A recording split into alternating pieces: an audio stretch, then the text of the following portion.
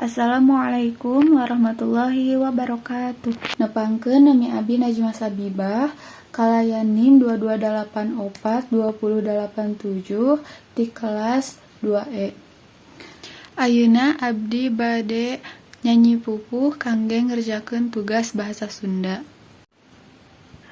Budak leutik bisa ngapung, babapungna pungna peuting, ngalayang ka kalayangan, neangan nu amis-amis, sarung paning bungbuahan, naon bae nu kapanggih.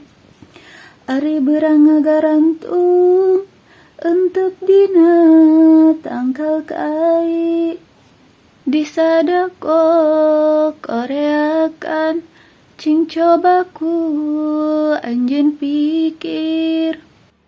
Nu kitu naon ngaranna, pinter mun bisa kapanggih.